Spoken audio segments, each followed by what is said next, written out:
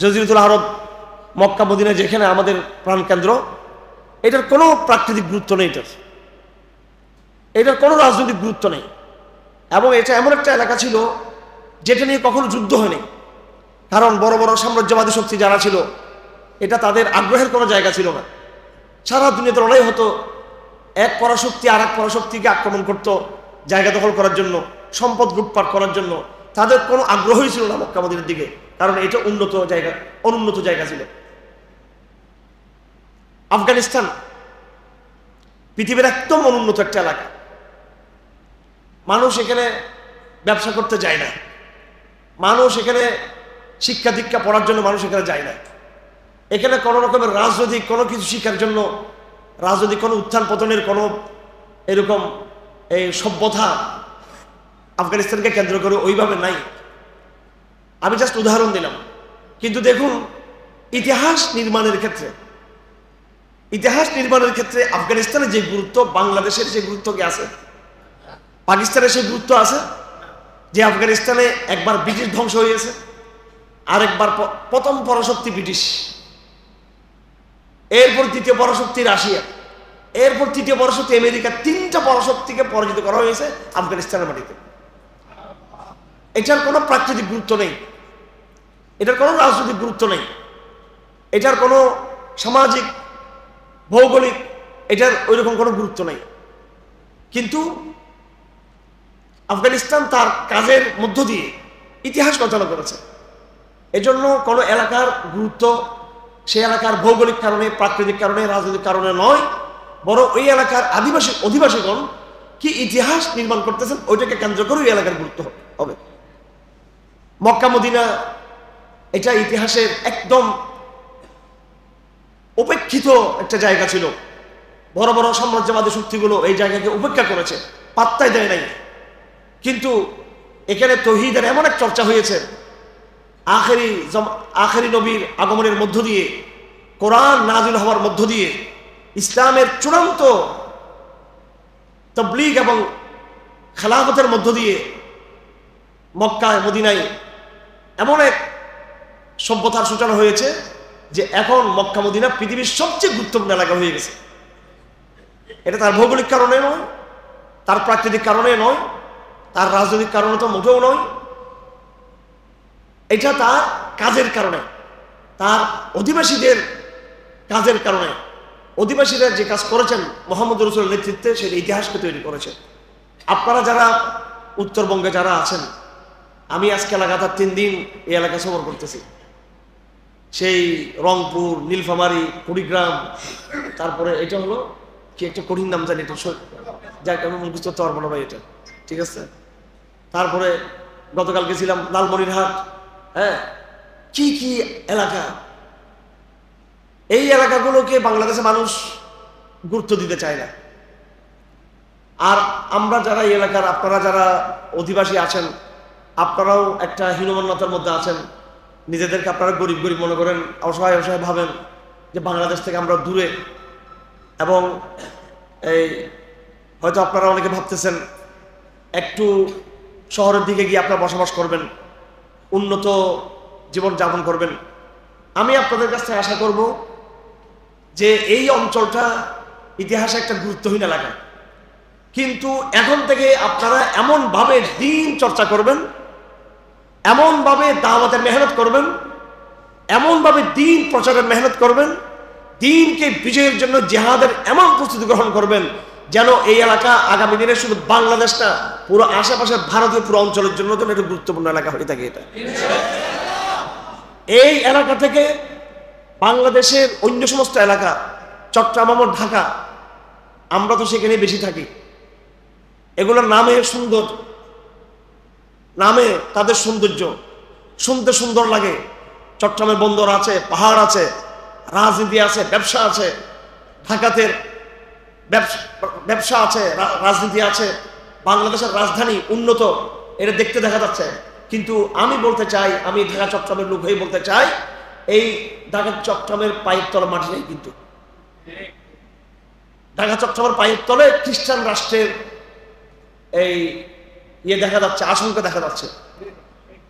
ঢাকা চট্টগ্রামের রাজনীতি আমেরিকার হাতে, ভারতের হাতে, চীনের হাতে। প্রতিদিন আপনি দেখবেন নতুন নতুন নিউজ। আজকে দেখলাম কক্সবাজার বিদেশিদের হাতে দিয়ে দিচ্ছেন, চট্টগ্রাম বন্দর বিদেশিদের হাতে চুক্তি হয়ে গেছে, পার্বত্য চট্টগ্রাম টুকরো টুকরো হয়ে যাচ্ছে, কিছু ভারতের কাছে, কিছু বাংলাদেশের কাছে, কিছু যারা খ্রিস্টান রাষ্ট্র তৈরি করতে চায় তাদের হাতে চলে যাচ্ছে, অলরেডি চলে গেছে অলরেডি। বাংলাদেশের চট্টগ্রামের সীমানা এলাকা কিছু ভারতের সাথে আর কিছু মায়ানমারের সাথে এখন নতুন করে একটা দল সন্ত্রাসবাদী গোষ্ঠী তৈরি হয়েছে, আরকান আর্মি। তারা বাংলাদেশ সীমান্ত এলাকার পুরো এলাকা তারা দখল করে ফেলছে, তারা এখন তাদের হাতে। এখন বাংলাদেশ কার সাথে কথা বলবে? বর্মার সাথে কথা বলবে নাকি আরকান আর্মির সাথে কথা বলবে?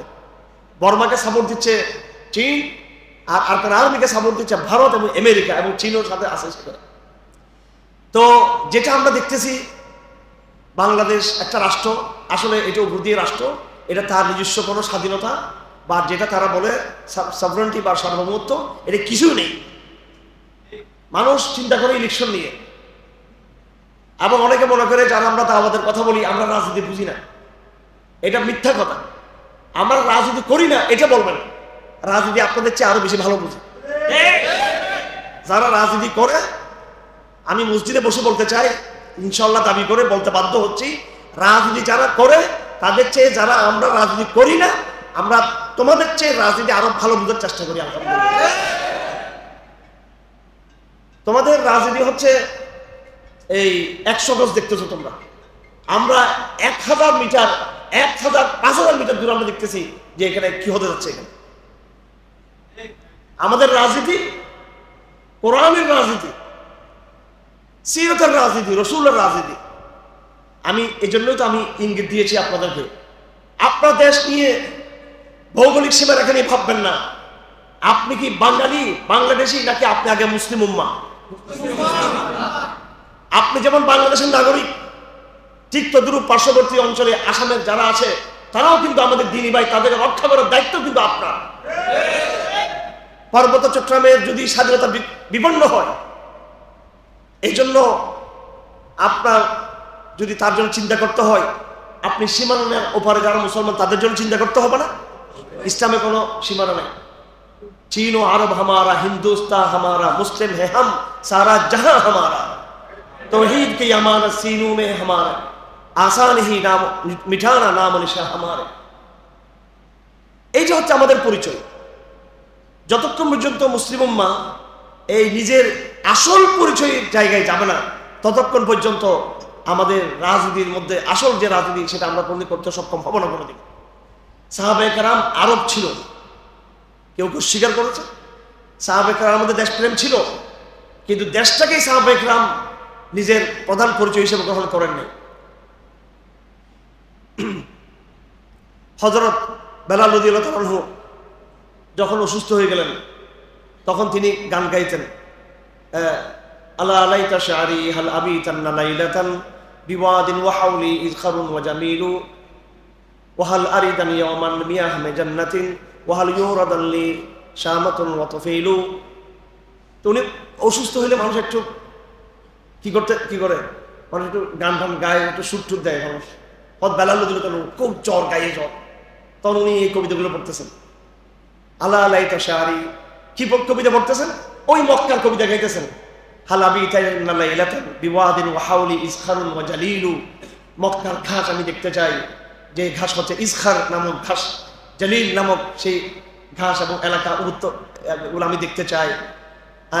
ওয়াহাল আরিদান ইয়ামান মিয়াহ মে জান্নাতিন, আমি মেজান্নার সেই কুয়াগুলো আমি দেখতে চাই। ওয়াহাল ইউরাদান লি শামাতুন ওয়া তুফিলু, আমি শাম এবং তুফিল এই জায়গাগুলো, এই ঘাসগুলো, এই পাহাড়গুলো, কূপগুলো, পর্বতগুলো আমি দেখতে চাই। যেহেতু উনি মদিনাতে আছেন, নিজের দেশকে স্মরণ করতেছেন। এটা মানুষের একটা স্বভাবজাত চাহিদা। আমি চট্টগ্রামের মানুষ, আপনি আমাকে এখানে যত বিরিয়ানি দেন, খাবার দেন, বাড়ি দেন, বিল্ডিং দেন, আমার মন তো আমার বাড়ির দিকেই কি থাকবে, টানা থাকবে, স্বাভাবিক। এটা মানুষের মনের টান। আমার ভাষা বাংলা ভাষা, এখানে কেউ যদি 24 ঘন্টা আরবিতে কথা বলে তাও আমার ভালো লাগবে না, কারণ আমার ভাষা হচ্ছে বাংলা ভাষা। তো ভাষার প্রতি মানুষের একটা স্বভাবজাত তাড়না আছে, ভাষার প্রতি মানুষের একটা, এই এলাকার প্রতি মানুষের একটা কি আছে, মহব্বত থাকে, এটা স্বাভাবিক। তাই বলে হুব্বুল ওয়াতনি মিনাল ঈমান, এটা কিন্তু আগাগোড়া জাল হাদিস, এটা কিন্তু আমার সঠিক না। এখন বলো হুব্বুল ওয়াতনি মিনাল ঈমান, হ্যাঁ, এটা কিন্তু ভুল। নিজের দেশকে ভালোবাসা যাবে। আল্লাহ রসুল মদিনাতে গিয়ে উহদকে বলেছেন যে উহদ জাবালুন ইউহিব, উহদের পাহাড়গুলো হচ্ছে কয়েকটা পাহাড় একসাথে, যে এই পাহাড়গুলোকে আমরা ভালোবাসি, তারা আমাদেরকে ভালোবাসে।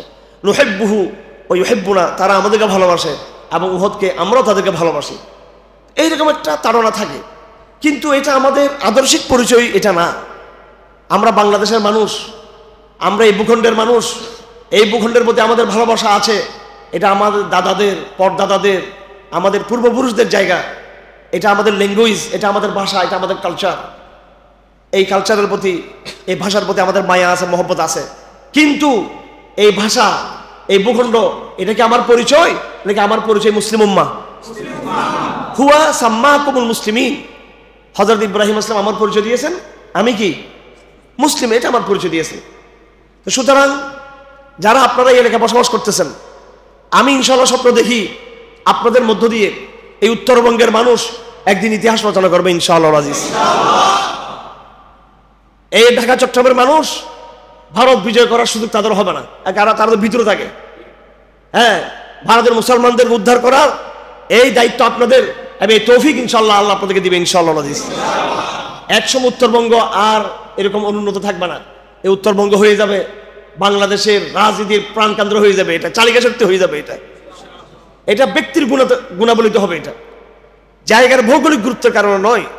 আল্লাহ নবীজি যখন মক্কা মদিনা আসছেন, আল্লাহ নবীর মিশন গুরুত্বপূর্ণ ছিল, মক্কা মদিনার গুরুত্ব বেড়ে গেছে। আর নয় মক্কার চেয়ে মিশর অনেক উন্নত। মিশরের চতুর্দিকে নদী আছে, নীল নদ তো আছেই, এরপরে যেটা আছে সেটা হলো লোহিত সাগর, তারপরে সুইস খাল পার হয়ে ওদিকে আছে ভূমধ্য সাগর, চতুর্দিকে নদী এগুলো আছে, ইরাকের নদী নালা আছে, সবুজ শ্যামল ভূমি, এগুলো অনেক গুরুত্বপূর্ণ। অনেক সভ্যতা, অনেক মিউজিয়াম আছে, অনেক জাদুঘর আছে, অনেক ইতিহাস আছে ওখানে। এই একটা রসুলের জমানায় এরকম কোনো মিউজিয়াম, কোনো জাদুঘর, কোনো ইতিহাস মক্কা মদিনার মধ্যে এরকম কিছু ছিল না, পাথর টাথর ছাড়া। কিন্তু আল্লাহ পাক সুবহানাহু ওয়া তাআলা এটিকে কবুল করেছেন। এজন্য এই উত্তরবঙ্গের মানুষদেরকে আমি দাওয়াত দিতে চাই। আমি বিগত 2 দিনে, আজকে আমার 3য় দিন এখানে এই উত্তরবঙ্গ এলাকায়। আমি আমার বক্তব্যের শুরুতেই আমি ভূমিকাতে এই এলাকার জনগণের মনোভাব, জনগণের মনোবলকে আমি একটু চাঙ্গা করতে চাই। আমি আপনাদের মনোবল চাঙ্গা হবে অর্থনীতির বয়ান দিয়ে নয়, রাজনীতির বয়ান দিয়ে নয়, তৌহিদের বয়ান দিয়ে, খেলাফতের বয়ান দিয়ে আপনাদের মনকে চাঙ্গা করতে হবে ইনশাআল্লাহ আজিজ। এই এলাকার মানুষ যদি মুত্তাকি হয়, এই এলাকার মানুষ যদি ইমানদার হয়, তাহলে অবশ্যই আল্লাহ পাক সুবহানাহু ওয়া তাআলা বাংলাদেশের অন্য অঞ্চলের তুলনায় এই অঞ্চলের মানুষদেরকে আল্লাহ পাক সুবহানাহু ওয়া তাআলা ভবিষ্যৎ ইতিহাস রচনা করার, ইসলামকে বিজয়ী করার, শরিয়া প্রতিষ্ঠা করার, পুরো এই অঞ্চল সহ ভারত সহ বাংলাদেশ সীমানার এপার ওপার দোনোপারে একদম সীমানাহীন ইসলামের জাতিতে প্রতিষ্ঠা করার সেই তৌফিক আপনাদেরকে দিবেন। তার জন্য আল্লাহ পাক আপনাদেরকে নির্বাচিত করবেন ইনশাআল্লাহ আজিজ। এই জন্য নিজেদেরকে ছোট মনে করবেন না। আর যেখানে দারিদ্রতা, যেখানে আর্থিক সংকট, যেখানে অভাব, সেখানে বরকত বেশি। কি বেশি? সেখানে বরকত বেশি। আল্লাহ রসুল সাহাবায়ে কেরামদেরকে বলেছেন, লা আখশা আলাইকুমুল ফকর, আমি তোমাদের ব্যাপারে দারিদ্র থেকে ভয় পাচ্ছি না। সাহাবায়ে কেরাম রসুলকে জিজ্ঞেস করতেন, মসজিদে শুয়ে থাকতেন, ইয়া রাসূলুল্লাহ আপনি মসজিদের চারাইয়ে শুয়ে আছেন, এই খড়কুটের মসজিদ, খেজুর পাতার মসজিদ, আপনি আল্লাহকে কেন বলেন না যেন আল্লাহ আমাদেরকে রাজত্ব সম্পদ এগুলো না দিয়ে দেয়? আল্লাহ রাসূল ভবিষ্যৎবাণী করেছেন, সারা দুনিয়ার মালিক তোমরা হবা, আমি তোমাদের জন্য দারিদ্র থেকে ভয় পাই না। তোমরা গরিব, মুহাজিররা গরিব, আনসাররা গরিব, এটা আমি ভয় পাই না। ওয়ালাকিন আখশা আলাইকুম আন তুসাব্বা আলাইকুমুদ দুনিয়া, আমি বরং ভয় পাচ্ছি দুনিয়া তোমাদের কাছে বৃষ্টির মতো এইভাবে ঝাঁপিয়ে পড়বে দুনিয়া তোমাদের দিকে। সেটাই হয়েছে যখন গনিমতের মাল আসা শুরু হয়ে গেল বনু উমাইয়ার জমানায়, বনু আব্বাসিয়ার জমানায়। মুসলমানরা ধন সম্পত্তির মধ্যে তারা আইস, কমফোর্ট, বিলাসিতার মধ্যে পড়ে গেল। তখন এই মুসলমানদের পতন হয়ে গেল। আল্লাহ পাক সুবহানাহু ওয়া তাআলা এক মায়ের দিল ক্রুসেডদের মাধ্যমে। এই বনু আব্বাসের যুগেই কিন্তু ফিলিস্তিনটা আমাদের হাতছাড়া হয়ে গেছে, বাইতুল মুকাদ্দাস আমাদের হাতছাড়া হয়ে খ্রিস্টানদের রাজত্ব প্রতিষ্ঠা হয়ে গেছে বনু আব্বাসিয়ার আমলে। তারপরে কিছুদিন যেতে না যেতে হয়ে গেল আপনার তাতারিদের আক্রমণ। তাদের আক্রমণ পুরো বাগদাদের খেলাফতকে ধ্বংস করে দিল একেবারে, তাতারিদের আক্রমণ। এর ভিতরে আরো ঘটনা ঘটল কারামাতা। এরা মারাত্মক নাস্তিক একটা গোষ্ঠী, এরা আক্রমণ করে মক্কা মদিনা পর্যন্ত তারা এই অনেক রক্তক্ষয়ী খুন খারাপি তারা সেখানে করেছে। কাবাশির হাজরা আসওয়াদ পর্যন্ত তারা ভেঙে ফেলছিল। এই সব কিন্তু সাহাবাদের জমানে হতে পারে নাই। যখন সাহাবা কেরাম গরিব ছিল তখন হয় নাই, ধনী মুসলমানদের আমলে হয়েছে। সৌদি আরব আপনার চেয়ে ধনী, কিন্তু আমেরিকার কাছে গোলাম হয়ে গেছে। আর বাংলাদেশের মুসলমান গরিব, কিন্তু আমেরিকার কাছে তার গর্দান বিক্রি করে নাই, ভারতের কাছে গর্দান বিক্রি করে নাই। আবার আপনি হিম্মত রাখবেন, আপনারা সীমান্ত এলাকায় বসবাস করেন। আল্লাহ রসুল সাল্লাল্লাহু আলাইহি সাল্লাম তার নিজের সম্পর্কে বলেছেন, আল্লাহ আমাকে কয়েকটা বৈশিষ্ট্য দিয়ে পাঠিয়েছে। তার মধ্যে এক নম্বর হচ্ছে, আন আব্দুল্লাহ ইবনে জাবির ক্বালা ক্বালা রাসূলুল্লাহ সাল্লাল্লাহু আলাইহি ওয়াসাল্লাম উতিতু খামসান লাম ইউতাহুন্না আহাদুন ক্বাবলি মিনাল আমবিয়া নুসিরতু বির-রুহ মাসিরাতা শাহরিন। এক নম্বর, আল্লাহ পাক আমি মুহাম্মদকে দুনিয়াতে পাঠিয়েছেন শত্রুদের অন্তরে রোগ ঢেলে দেওয়ার মধ্য দিয়ে। কতটুকু তারা ভয় পায়? একজন মানুষ যদি এখান থেকে 1 মাস লাগাতার সফর করে, 1 মাস লাগাতার যদি কেউ সফর করে, 1 মাস লাগাতার সফর করার পরে সে যে পরিমাণ দূরত্বে চলে যাবে, ওই পরিমাণ দূরত্ব পর্যন্ত কাফেররা আমাকে ভয় পাবে। এবং এটা শুধু আল্লাহ নবীর বৈশিষ্ট্য না, আল্লাহ নবীর যেটা বৈশিষ্ট্য আল্লাহ তার কিছু কিছু কিছু তার উম্মতকে দেন। আমাদের নবীর যে বৈশিষ্ট্য, আল্লাহ পাক আল্লাহ নবীকে নিয়ে গেছেন, উম্মতকে এই নবীর উসিলাই কিছু কিছু জিনিস আমাদেরকে দিয়ে গেছেন। যেমন আমল কম, ফজিলত বেশি, জিহাদের দায়িত্ব, রাষ্ট্রের দায়িত্ব। অন্য কোন নবীদের এরকম রাজনৈতিক দায়িত্ব ছিল না, কিন্তু এই উম্মতকে আল্লাহ পাক রাজনৈতিক দায়িত্ব দিয়ে গেছেন, খেলাফত কায়েমের দায়িত্ব দিয়ে গেছেন। এটা অনেক বড় ব্যাপার স্যাপার। এই জন্য মুসলিম বিশ্বে যারা উলামায়ে কেরাম এবং যারা রাজনৈতিক নেতৃবৃন্দ, যারা মুত্তাকি নেতৃবৃন্দ, রাজনীতিক, যারা এই সেকুলার না, যারা নাস্তিক না, যারা বেঈমান না, যারা গণতন্ত্র রণতন্ত্র ইত্যাদিকে বিশ্বাস করে না, সহি যারা রাজনীতি বিশ্বাস করে, এই দুইটা শ্রেণী, আলেম এবং রাষ্ট্রীয় কর্তৃপক্ষ, এই দুটোই রসুলের প্রতিনিধি কিয়ামত পর্যন্ত। তো এগুলো রসুল দিয়ে গেছেন আমাদেরকে। সেই হিসেবে আল্লাহ রসুল যে বলতেছেন আমার বৈশিষ্ট্য হলো কাফেররা আমাকে ভয় পাবে, আল্লাহর নবীকে কাফেররা যেভাবে ভয় পেত, ঠিক তদ্রুপ আল্লাহর নবীর ওয়ারিস যারা, আল্লাহর নবীর উম্মত যারা, তাদেরকেও যুগ যুগে কিয়ামত পর্যন্ত কাফেররা ভয় পেতেই থাকবে তাদেরকে। তা আপনি বলতেছেন কই? ভারত তো আমাদেরকে পাত্তা দিচ্ছে না, আমেরিকা তো আমাদেরকে পাত্তা দিচ্ছে না, চীন তো আমাদেরকে গোলাম মনে করে। তো আপনার কথা তো মিলতেছে না, আমরা তো নবীর ওয়ারিস, আমরা নবীর বিয়াদব ওয়ারিস, সেজন্য পাত্তা দিচ্ছে না। আমরা নবীর আদব কাজে আছে আমাদের, নবীর রাজনীতি আমাদের আছে, নবীর সুন্নত আমাদের আছে, আমাদের নবীর পদ্ধতি আমাদের মধ্যে আছে। নবীর পদ্ধতির সাথে আমরা হার লাইনে ইবাদতের মধ্যে যেমন মিলাদ, কিয়াম ইত্যাদি ইত্যাদি আমরা ঢুকেছি। আমাদের অর্থনীতির মধ্যে আমরা অর্থনীতি করি, আবার সুদও খাই। আমরা রাজনীতি করি নবীর মতো না করে, ওই পাশ্চাত্য থেকে আমদানি করা এই রাজনীতিকে আমরা আমাদের জন্য গর্বের বিষয় মনে করি আমরা। তো আপনি নবীর ওয়ারিস হয়ে, নবীর সন্তান হয়ে, আপনি নবীর উত্তরসূরি হয়ে, আপনি যদি নবীর তরিকা যদি না মানেন, তো সেই নবীকে আল্লাহ পাক যেভাবে সাহায্য করছেন, আপনাকে কেন সেভাবে সাহায্য করবে আল্লাহ পাক সুবহানাহু ওয়া তাআলা? আমার ভাইরা, আমাকে বলা হয়েছে একটা বিষয়, কিন্তু বিষয়তে কিছু লেখা টাকা নেই এখানে, যে খেলাফত কেউ কেন, এটা নাকি আমার বিষয়। এটা ওরা মনে ফেসবুকে বিষয় একটা বানাইছে আর কি, ওরা কেমন। যাই হোক, নাকি আসলে কি সিরিয়াসলি কি এই বিষয়ে আলাপ করতে হবে? যাই হোক, না এই বিষয়ে আলাপ করবো ভাই, হ্যাঁ এই বিষয়ে আলাপ করবো, কিন্তু খেলাফতের আলাপ, খেলাফত এই বেনামাজি কম দিয়ে খেলাফত প্রতিষ্ঠা হবে না। এই জন্য আমি এই সমস্ত আলাপ করতে চাই, আমি খেলাফতের আলাপ কম করি একটু আমি। আর খেলাফত কেমন আনতে হবে এটা আমার জানা আছে আলহামদুলিল্লাহ। আমি ওই মিশন নিয়ে কাজ করি, ওইটা আমার চিন্তা আছে, খুব ভালো করে আছে আমার। এটা আমি নিজে করি, কিন্তু আরেকজনকে আমি এটা বলি, বক বক বক বক করি না, আমি এটা নিয়ে স্লোগান তুলি না। একবারে লাখ লাখ হাজার মানুষের সামনে আমি শরীয়তের বক্তব্য দিয়ে, খেলাফতের বক্তব্য দিয়ে পরে আমি নিজের ধান, আমার মজলুমের কোনো খবর নাই, জেহাদের কোনো প্রস্তুতি নেই, আমার এলমের কোনো তলব নেই, এলমের কোনো যোগ্যতা নেই, স্টেজ পাই গেলাম আর প্যান্ডেলের মধ্যে খেলাফত কায়েম করলাম। ওই সময় খেলাফত আমি বিশ্বাস করি না, আমি প্যান্ডেলের খেলাফত বিশ্বাস করি না। হ্যাঁ, ঠিক আছে, জানার দরকার আছে, কাজের দরকার আছে, জানার দরকার আছে, কাজের দরকার আছে। কারণ আমি আমার কিছু ভাই ব্রাদার কাছে আমি একটু হতাশ হয়ে গেছি। যেই পরিমাণ তারা চিৎকার মারে খেলাফতের, যেই পরিমাণ তারা হয়তো খেলাফত নয় শাহাদত নয় শরীয়ত এইবার বলে, কই এরা তো আমাকে মুসলিমদের বিষয়ে কোনো সাহায্য করে না, এরা তো আরকানের মুসলমান উদ্ধার করছে, তাদের কোনো উদ্যোগ নেই। বলতে পারবে কোনো বক্তা যে আরকানের মুসলমানদেরকে সাহায্য করার জন্য? বলে আমি ওখানে রোহিঙ্গা ক্যাম্পে গিয়ে টাকা দিয়েছি। রোহিঙ্গা ক্যাম্পে টাকা দিলে তোমার কি আছে? এটার দ্বারা কি মুসলমানদের মুক্তি হবে নাকি? এটা আসল কাজ কি? আসল কাজ আছে না নাই এখানে? হ্যাঁ, মুসলমানদেরকে ওই চালের বস্তা কিনে দিলে মুসলমান স্বাধীন হয়ে যাবে না? মুসলমানের চালের বস্তা দরকার নাকি অন্য বস্তা দরকার, অন্য কিছু দরকার? কথা বুঝেন না মনে, এখন তো আর বুঝতেছেন না। এখন যখন খেলাফতের আলোচনা আসছে এখন আর বুঝতেছেন না কথা।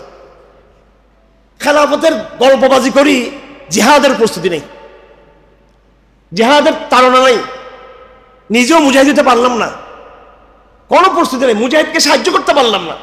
আমি নিজে মুজাহিদ না, মুজাহিদদেরকে আমি সাহায্য করি না, আমি মুসলিমদেরকে সাহায্য করি না। স্টেজের মধ্যে আমি যে খেলাফতের বয়ান দিচ্ছি এটা আমি ভজাবাজি করতেছি। এটা এই খেলাফতের বয়ানের কোনো ইয়ে নাই।